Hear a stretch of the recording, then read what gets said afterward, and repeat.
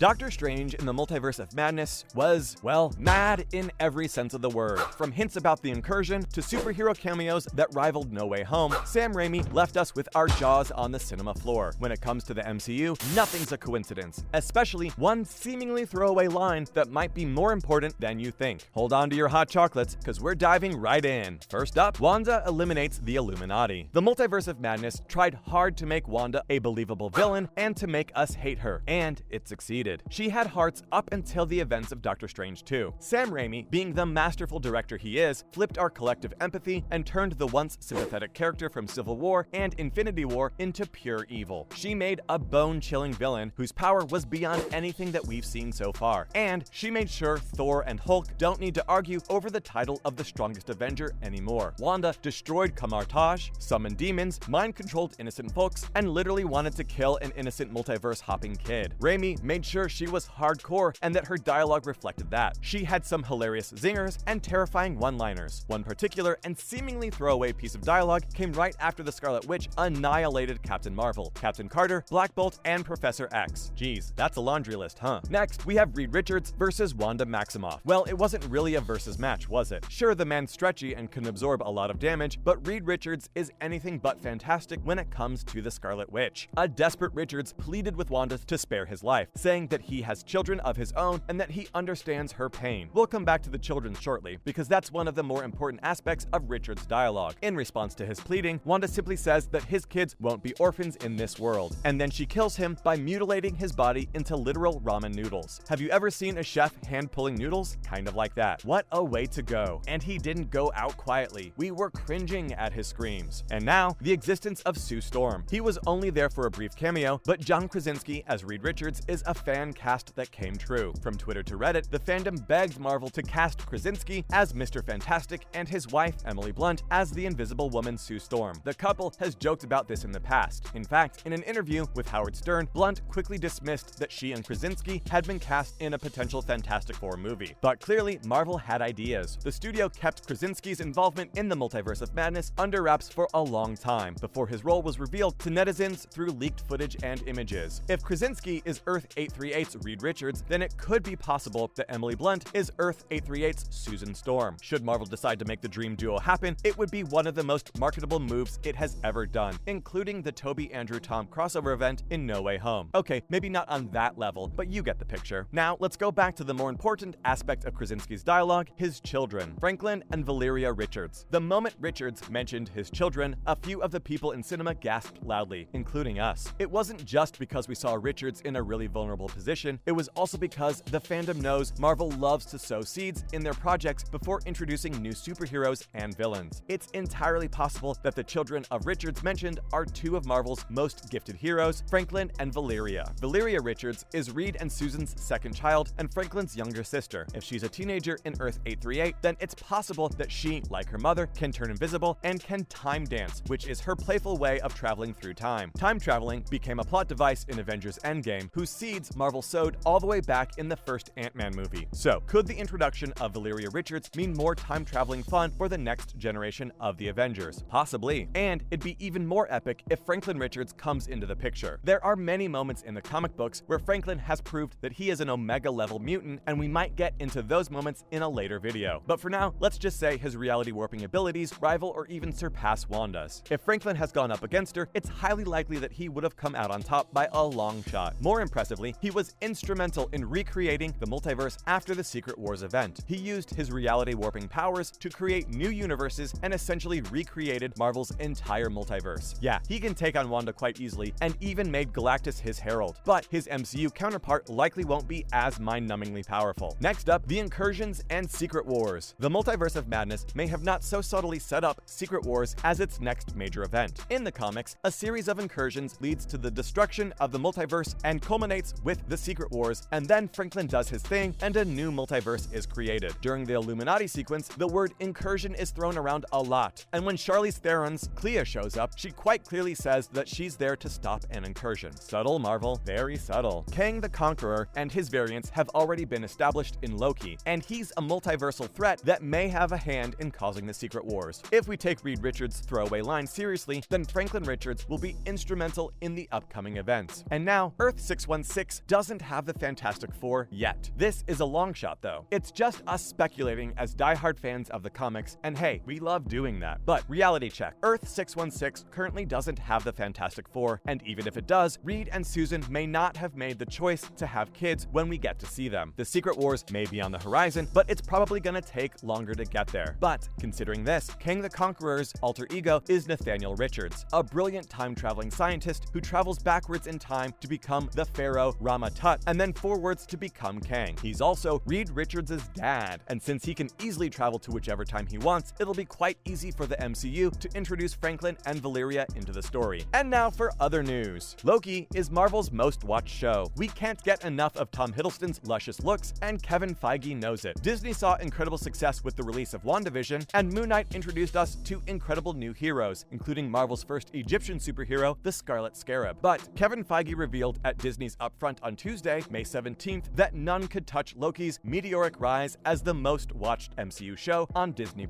It was originally meant to be a limited series, but Marvel's renewed it for a second season, and it's easy to see why. It has the potential to break records for the studio, and we might be seeing Tom Hiddleston soon, as filming for the second season is expected to begin in June this year. She-Hulk to finally release in August. It's official, guys, we're getting a She-Hulk series. Tatiana Maslany will be leading the series as the titular superhero who's trying to gain control over her powers, as well as learning to become comfortable in her own skin. The trailer dropped on May 18th on Marvel's social media accounts and showed a CGI She-Hulk being a lovable dork, as well as a hard-working attorney. The series will also feature Mark Ruffalo as Professor Hulk, who will be mentoring She-Hulk as she gains more control over her abilities. And fans were also in for a surprise when the trailer showed Tim Roth as both Emil Blonsky from 2008's The Incredible Hulk. But that wasn't a surprise to fans, since we already knew Roth was attached to the series. The surprise was a comic-accurate depiction of Abomination, and many fans pointed it out as the MCU finally giving superheroes and villains their comic book costumes and iconic looks. The series drops on August 17th on Disney+, so mark your calendars. Marvel secures unique Stan Lee deal. The Hollywood Reporter revealed this week that there's a new deal between Genius Brands International, POW Entertainment, and Marvel to license Stan Lee's likeness in future projects, including TV shows, theme parks, merchandise, and of course movies. According to Genius Brands CEO and chairman Andy Hayward, the deal ensures that Lee will continue to live using digital technology, archival footage, and other material. It doesn't just mean CGI appearances in the movies either. The companies could use Lee's likeness in VR experiences too, which would be weird to say the least. Moral implications aside, this deal will run for 20 years and gives Marvel incredible leeway in using Lee's appearance in its products. There is a troubling nature to this deal, but we'll explore that in detail in another video. For now, that's a wrap. Thanks for watching. So, what did you think of the scene between Reed Richards and Wanda? Do you think Secret Wars is on the horizon? And what are your thoughts on the Marvel Stan Lee deal? Tell us in the comments. And as always, be sure to give this video a thumbs up and subscribe to our channel so you never miss out on future uploads. We'll see you in the next one.